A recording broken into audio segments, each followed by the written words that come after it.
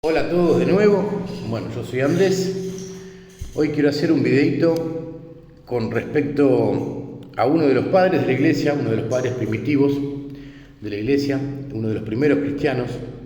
Hablo de San Ignacio de Antioquía, también llamado Teóforo, que fue obispo de la iglesia de Antioquía y fue contemporáneo y discípulo directo de Juan Evangelista, de San Juan, el mismo que escribió las cartas de Juan, el Apocalipsis y el Evangelio de Juan.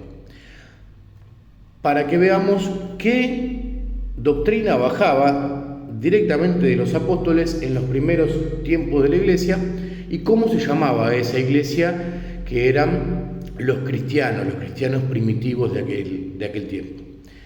Bueno, San Ignacio de Antioquía era obispo de la iglesia de Antioquía y hacia el año 115 escribe una carta a la iglesia de Esmirna.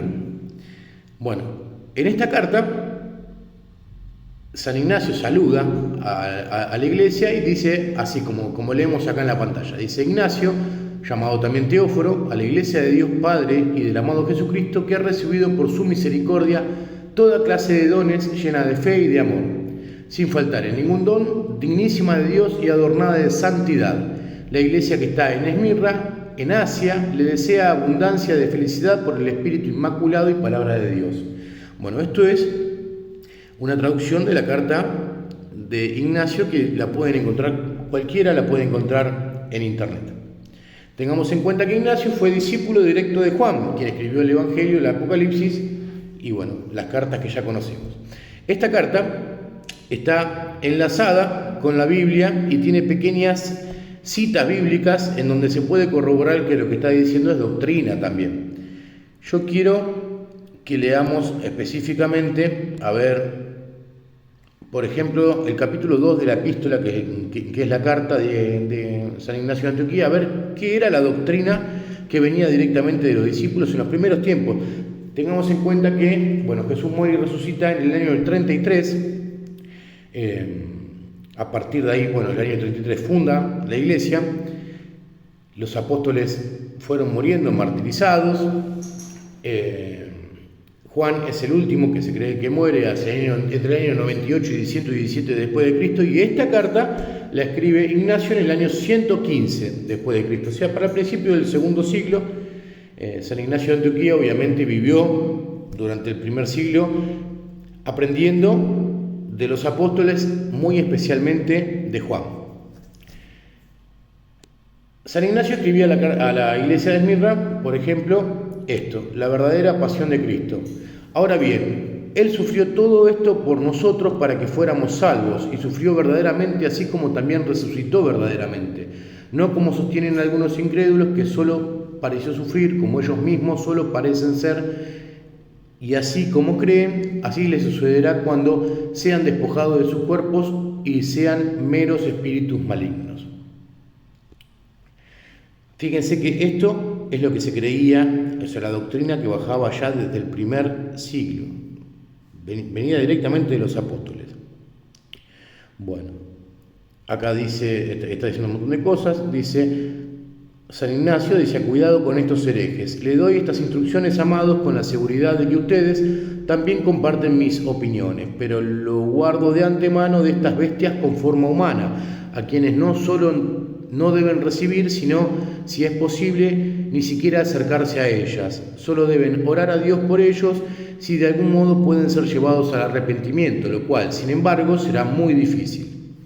Sin embargo, Jesucristo, nuestra verdadera vida, tiene el poder de lograrlo. Pero si estas cosas fueron hechas por nuestro Señor solo en apariencia, entonces yo también estoy atado solo en apariencia. ¿Y por qué me he entregado también a la muerte, al fuego y a la espada de las fieras? Pero de hecho, quien está cerca de la espada está cerca de Dios. Esto lo está escribiendo San Ignacio, esta carta fue escrita en camino a Roma, donde él iba a ser martirizado por seguir a Cristo. San Ignacio de Antioquía fue un mártir que murió en Roma, martirizado por seguir a Cristo.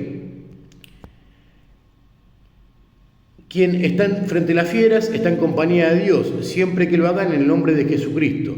Sufro todo esto para poder sufrir junto a Él. Él, que se hizo hombre perfecto, me fortaleció interiormente. Algunos lo niegan por ignorancia, o mejor dicho, han sido negados por Él, siendo defensores de la muerte en lugar de la verdad. A estas personas no las han persuadido los profetas, ni la ley de Moisés, ni el Evangelio hasta el día de hoy. Imagínense que esto se escribió, como ya les dije, en el año 115. Es una carta que San Ignacio manda a la iglesia y ya está escribiendo esto que es completamente actual en el día de hoy. Ni de los sufrimientos que hemos percibido individualmente, pues piensan lo mismo de nosotros. Ni los sufrimientos que hemos padecido individualmente, pues piensan lo mismo de nosotros. Pues, ¿de qué me sirve alguien que me elogie, pero blasfeme contra mi Señor, sin confesar que poseía un cuerpo? Pero quien no lo reconoce, de hecho, lo ha negado por completo, estando envuelto en la muerte. Acá está hablando de Jesús y de negar a Cristo. Y van a ver que más adelante habla de la Eucaristía, negar la Eucaristía. A ver, vamos a ver, cuando recibirla, no dejen que los lugares altos engañan a nadie, en la fe y el amor, a los cuales tienen por opinión diferente. Esto lo pueden encontrar en internet. Miren esto. Esta es la parte que yo decía. En el capítulo 7 de su epístola, de su carta, dice: mantengámonos alejados de tal herejes. ¿Quiénes son los herejes? Se abstienen de la Eucaristía. La Eucaristía, porque no saben, es el cuerpo de Cristo. Es el acto de comunión del cuerpo de Cristo, de vivir la misma pasión que Cristo cuando dijo, el Evangelio, tomen y coman todos de él, porque esto es mi cuerpo, que será entregado. Dijo, esto es mi cuerpo, no hagan como que esto es mi cuerpo. ¿Quiénes se abstienen de la Eucaristía hoy en día? Bueno, los protestantes. Los protestantes es un mero símbolo y una vez cada un tanto hacen la Santa Cena, pero es un mero símbolo. Fíjense lo que dice ellos: se abstienen de la Eucaristía y de la oración, porque no confiesan que la Eucaristía es la carne de nuestro Salvador Jesucristo, que sufrió por nuestros pecados y que el Padre en su bondad resucitó. Por lo tanto, quienes hablan en contra de este don de Dios, quienes hablan en contra de la Eucaristía, que dicen esto, son caníbales y piensan que están comiendo la carne, bueno, nosotros creemos de verdad que es la carne. Quienes hablan en contra de este don de Dios incurren en la muerte en medio de sus disputas, pero sería mejor que lo trataran con respeto para que también pudieran resucitar. Es conveniente, por lo tanto, que se mantengan alejados de tales personas y no hablen de ellas ni en privado ni en público, sino que presten atención a los profetas y sobre todo al Evangelio, en el que se nos ha revelado la pasión y se ha demostrado plenamente la resurrección, pero eviten todas las divisiones como el comienzo de los males. Bueno, acá está hablando de las divisiones. Sabemos que la iglesia es una, santa apostólica, ahora romana porque la sede está en Roma. A partir del año 300 y pico está en Roma. Por eso se llama Iglesia Católica Apostólica Romana, porque la sede está en Roma.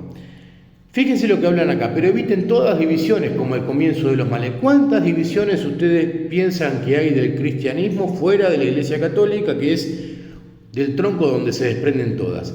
Al día de hoy hay más de 60.000 denominaciones distintas del protestantismo de iglesias cristianas. Está la iglesia pentecostal, la neopentecostal, la iglesia bautista, la iglesia metodista reformada, los testigos de Jehová, los adventistas del séptimo día, un montón. Acá, ya en el primer siglo, se decían: eviten todas las divisiones como el comienzo de los males. El mal empezó a surgir con las divisiones.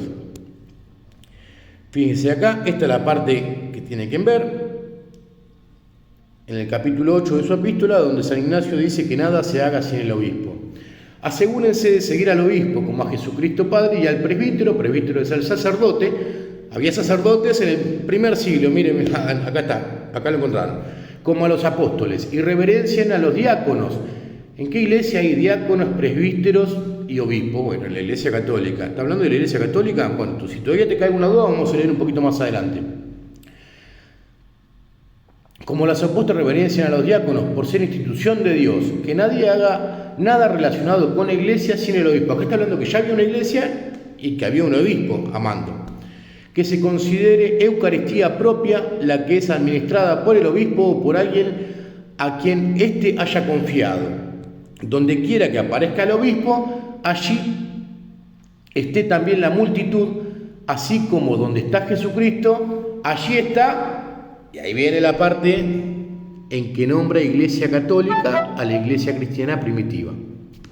Bueno, el precio del H-bar subió 4.8. Así como donde está Jesucristo, allí está la Iglesia Católica. Obviamente esto es una traducción, pero católica estaba escrito en griego, católico quiere decir universal. El primero que llama a la Iglesia Católica de forma escrita es San Ignacio de Antioquía, y lo dice de una manera como si todo el mundo llamara a la Iglesia Católica en aquel tiempo, y así fue. La Iglesia Católica se llamaba ya en el tiempo de Juan Iglesia Católica. Esto es para lo que dicen que la Iglesia Católica fue fundada por Constantino, que la Eucaristía, esto. Bueno, acá estás recibiendo doctrina directa de un discípulo directo y obispo de la Iglesia primitiva, discípulo directo de Juan. Allí está la Iglesia Católica. No es lícito sin el obispo bautizar ni celebrar una fiesta de amor, pero todo lo que él apruebe, eso también agrada a Dios, para que todo lo que se haga sea seguro y válido. Todo lo demás que no esté hecho por la Iglesia Católica no es seguro y es inválido. Bueno, yo quería compartirles hasta acá, porque el video si no se hace muy largo. Esto lo pueden buscar ustedes, se llama Epístola de San Ignacio a la iglesia de Esmirna. Acá tienen, Esmirna, en Asia. Lo puede buscar cualquiera y puede leer cualquiera. Este es un padre de la iglesia, se llama padre de la iglesia porque es uno de la iglesia primitiva. ¿Tiene algo que ver lo que dice San Ignacio con lo que estás viviendo ahora en tu iglesia evangelista? Bueno, pregúntatelo, a ver qué pasaría si vos le decís a San Ignacio lo que sabés de la Eucaristía, lo que sabés del obispo, del presbítero, que es el sacerdote, lo que sabés de todo eso, a ver si estás en contra o no, a ver si de verdad sos protestante o es el protestante de San Ignacio de Antioquía. Bueno, hasta acá llegamos por hoy, muchísimas gracias, hasta luego.